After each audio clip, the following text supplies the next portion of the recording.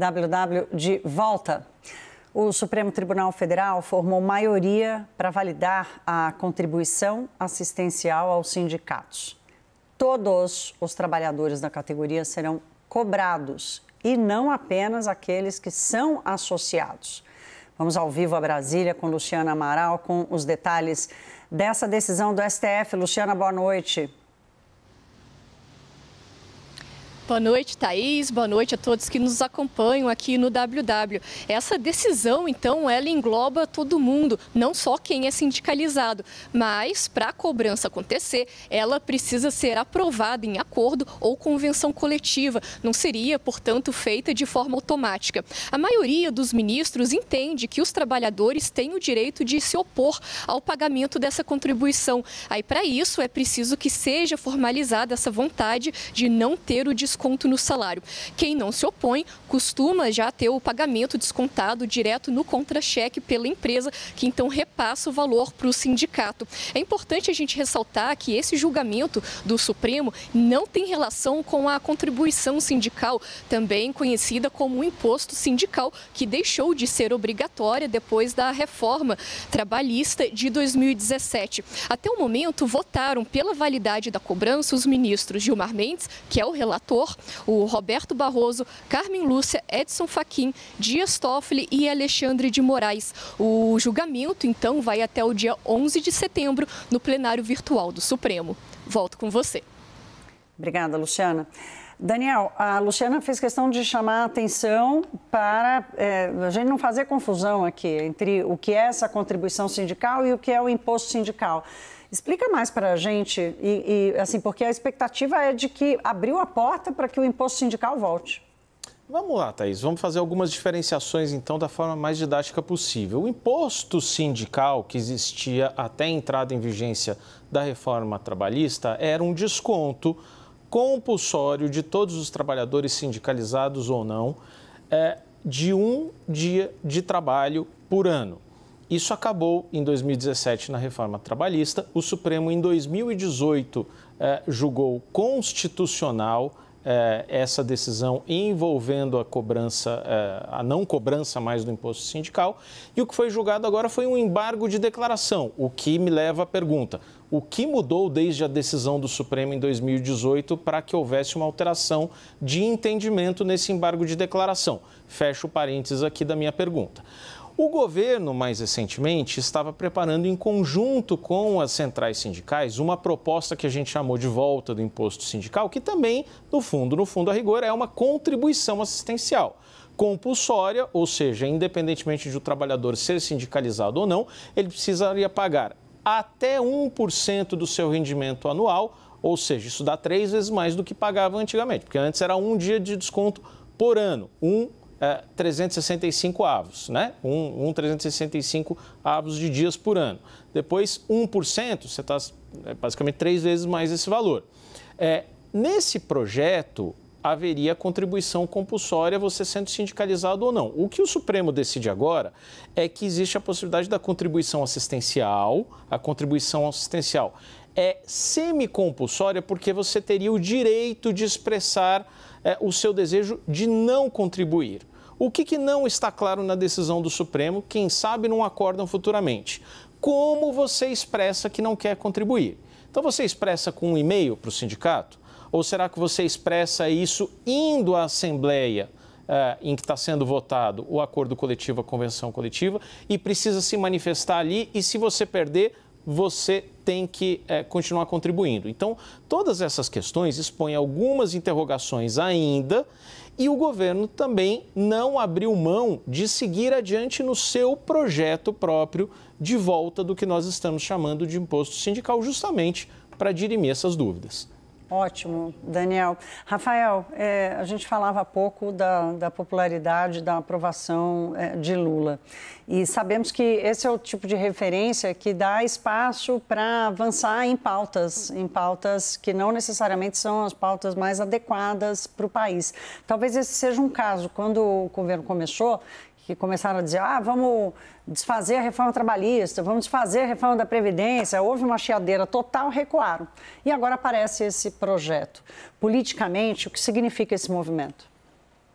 Significa talvez, né? A gente passou o primeiro bloco do programa pensando em otimismo versus realismo, agora transferindo para o debate mais político, um otimismo quanto à sua capacidade de aprovar legislação, especialmente uma legislação que não é naturalmente associada a essa maioria de centro-direita, que ao fim e ao cabo é que dá as preferências do plenário em diversas votações.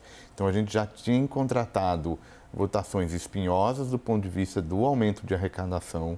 Ainda tem o debate que continua no Senado em relação à reforma tributária no consumo. É verdade que com um ambiente positivo, mas também é verdade uma necessidade política aí de fazer concessões para ver se o projeto tem sobrevida no Senado, sobretudo por conta da definição de alíquota. Esse debate está ficando um pouco mais espinhoso também na reforma tributária. Incluir esses temas microeconômicos, que têm politicamente algum desgaste, né?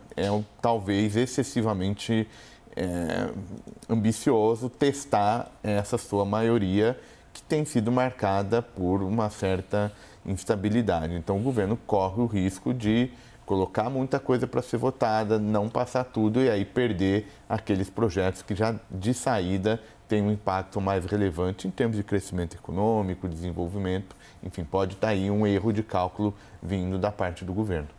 Cristina, quando falávamos de crescimento, fizemos um tópico específico aqui sobre o emprego e o mercado de trabalho, e você chamou a atenção para dúvidas sobre a qualidade dessa recuperação do mercado de trabalho e da continuidade e da sustentabilidade desse patamar atual de desemprego.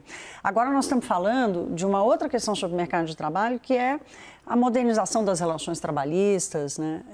O custo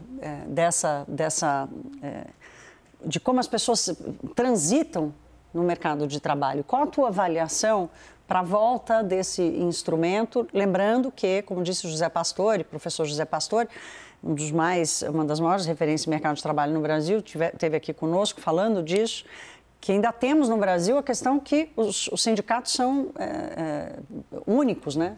São um monopólio. É um monopólio, exatamente. Então, assim, eles têm um monopólio de decidir preço, decidir tudo. Tua avaliação, Cristina?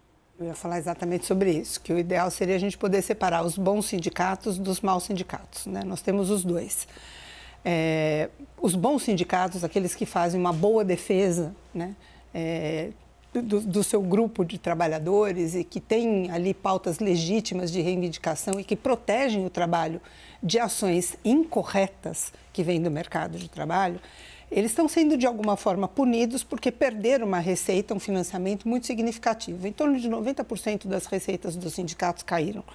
Então, há uma preocupação de como você financia essa ação, que é uma ação para uma construção de um tecido social mais justo, que é importante. Ao mesmo tempo, a gente tem grupos de trabalhadores que não são representados pelos seus sindicatos, não se sentem defendidos pelos seus sindicatos e se sentem aviltados com essa contribuição. Então, encontrar o caminho correto para financiamento dos bons sindicatos em detrimento de um abuso dos maus sindicatos é muito delicado, é muito difícil e esse vai ter que ser um debate que a gente vai ter que enfrentar. O professor José Pastore, repetindo aqui, publicou hoje um artigo em que ele chama a atenção para os valores, saiu de quase 4 bilhões para 100 milhões de reais a arrecadação deles, quer dizer, é um tombo e tanto. Daniel, você está levantando a mão, Daniel. Eu acho só fazendo um link com aquilo que a gente estava discutindo no bloco anterior, né? Porque falamos tanto da surpresa do crescimento, de PIB potencial, e tem várias coisas que afetam o PIB potencial. Certamente você tem custo do crédito, ambiente regulatório, infraestrutura, acesso ao comércio exterior, custo tributário, tudo isso está lá. Agora, tem um custo menos, uma questão menos mensurável, não tem um indicador óbvio para isso, que é segurança jurídica. E aí, está longe aqui do nosso papel ficar questionando decisão do Supremo, não se trata disso, a gente não questiona. Mas é só a gente tentar capturar um pouco mudanças de entendimento que têm ocorrido de uma forma, digamos, pouco explicável, pouco digerível, né? Então, se a gente pega ali em matéria tributária, a gente teve nesse ano uma decisão sobre a coisa julgada, ou seja, impostos, algumas decisões de caráter tributário sobre impostos cobrados no passado, entendimentos já fixados, né, com trânsito em julgado. Houve uma mudança de entendimento sobre a forma de aplicação daquele tributo, volta-se atrás completamente e vale, inclusive, para aquelas matérias, aqueles julgamentos anteriores. Isso é custo Brasil na veia, né? Pois é, agora você tem essa questão da contribuição assistencial. Poxa, o Supremo decidiu uma coisa em 2018, a gente está falando de um embargo, declaração em que o entendimento mudou. Temos uma outra decisão que ainda está em curso, o julgamento ainda está em curso, que é sobre a correção do Fundo de Garantia, do FGTS. Então, essas mudanças de entendimento geram uma incerteza, inclusive, sobre o passado, que não combinam muito bem com o discurso de atração de investimentos. Ou seja, venha para o Brasil, porque aqui a gente tem um ambiente regulatório, Sim, jurídico estável e totalmente previsível. Um ambiente regulatório seguro e estável. Falando de otimismo, né? Será que a gente vai ter isso? Você queria fazer um complemento, Rafael? Na verdade, quando o Daniel tocou, tem uma questão aí que vai entrar, ainda está um pouco escondida, mas vai demandar certamente a participação do Supremo Tribunal Federal, que é o problema dos precatórios também, que tem forte impacto na questão fiscal. A gente tá falando de um outro jogo do ponto de vista de expectativas, isso afetando a política monetária. A gente conversava no bloco anterior sobre ambiente de investimento.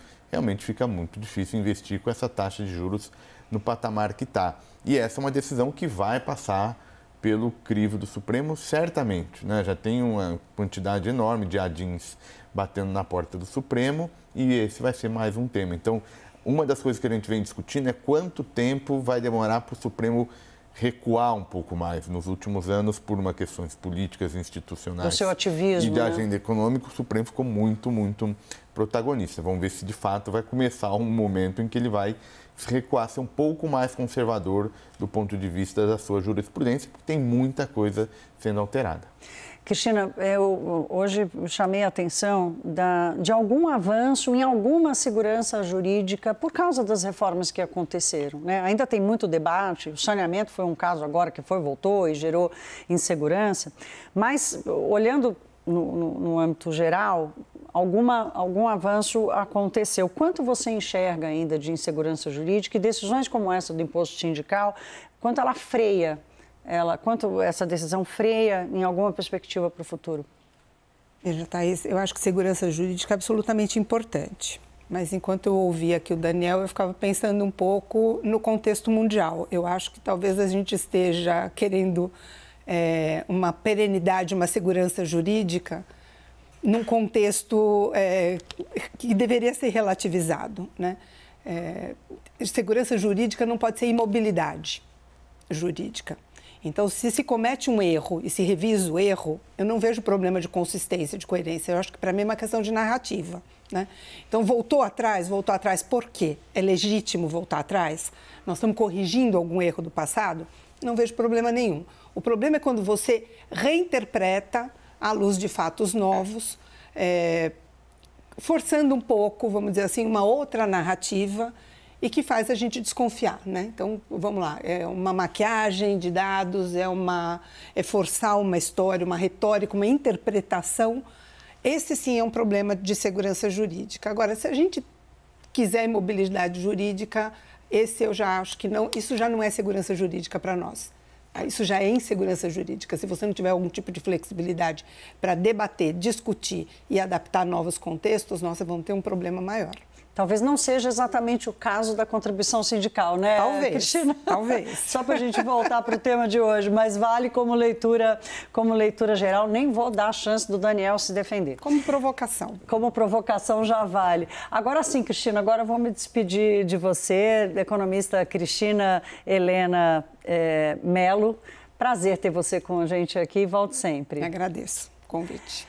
Vamos fazer mais um intervalinho. Daqui a pouco a gente vai tratar do caso do ministro Juscelino Filho, que teve bens bloqueados numa investigação de desvio de verbas de emendas parlamentares. Até já.